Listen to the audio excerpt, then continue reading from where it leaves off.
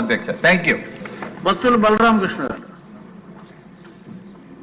ధన్యవాదాలు అధ్యక్ష.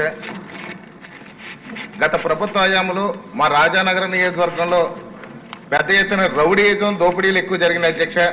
ముఖ్యంగా చూసుకున్నట్లయితే మన అన్న ఎన్టీఆర్ విగ్రహాన్ని ఓపెనింగ్కి మన యువ నాయకులు మంత్రివర్యులు శ్రీ లోకేష్ బాబు గారు రాజానగరం నియోజకవర్గంలో సీతానగరం మండలం వస్తుంటే 500 మంది రౌడీ మోకలతో వారిని అడ్డగించడానికి ప్రయత్నం చేశారు అధ్యక్ష.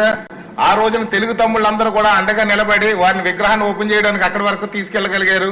విగ్రహం ఓపెన్ అయిన తర్వాత కూడా వారి సక్రమైన రూట్లో మళ్ళీ తిరిగి రాజమండ్రి రాకుండా మరొక 500 మంది కాతేరు దగ్గర కాస్తే ఒక పుంత రోడ్డు ద్వారా పోలీస్ డిపార్ట్మెంట్ వారు తీసుకొచ్చి మన యువ నాయకులు లోకేష్ బాబు గారిని ఆ రోజు అక్కడ చెప్పడం అయింది అధ్యక్ష.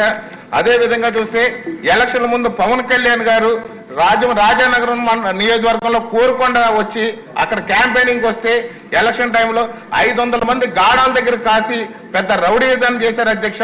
ఆ రోజునే జన సైనికులు తెలుగుదేశం నాయకులు అందరూ కలిసి వెళ్ళి అక్కడ అటగిస్తే నాతిపాము దొరబాబు అనే అతన్ని చితక్ కొట్టేసి కారు అంతా బద్దలు కొట్టేసి అక్కడ దౌర్జన్యం చేశారు అధ్యక్ష. ఇలాంటి పరిస్థితులన్నీ కూడా అక్కడ జరుగుతున్నాయి అధ్యక్ష. అదే విధంగా చూస్తే వాళ్ళు ఎప్పుడు చూసినా రౌడీయుధం దుర్మార్గం దౌర్జన్యాలతోనే మాత్రం రాజానగరం నియోజకవర్గం అంతా ఉంది అధ్యక్ష. వాళ్ళ మీద కఠిన క్రిమినల్ చర్యలు తీసుకోవడానికి కోరుతున్నాను అధ్యక్ష.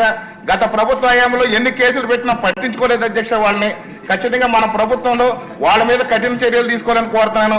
అదే విధంగా చూస్తే రాజానగరం నియోజకవర్గంలో వైసీపీ ప్రభుత్వంలో భయంకరమైన రియల్ ఎస్టేట్ మాఫియా అనేది కూడా వాళ్ళే నడిపించారు అధ్యక్ష. ముఖ్యంగా చూసినట్లయితే రాజానగరం నియోజకవర్గంలో పాలచెర్ల, నిడిగట్ల, వెలుగుబంద, రాజానగరం పరిసర ప్రాంతాల్లో వైసీపీ నాయకులు వెంచర్లు వేసి అన్ని మోసాలే చేశారు అధ్యక్ష. చెరువులు కబ్జాలు చేశారు అక్కడ. అదే విధంగా చూస్తే ఒక్కొక్క సైట్ ని కూడా 3-4 రిజిస్ట్రేషన్ చేశారు అధ్యక్ష.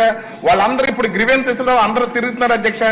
ఎవరు అడిగినా కానీ వాళ్ళ కేసులు కూడా పెట్టకుండా అప్పట్లో వాళ్ళని ఇబ్బంది పెట్టారు. పోలీసులు కేసు బుక్ చేయలేదు.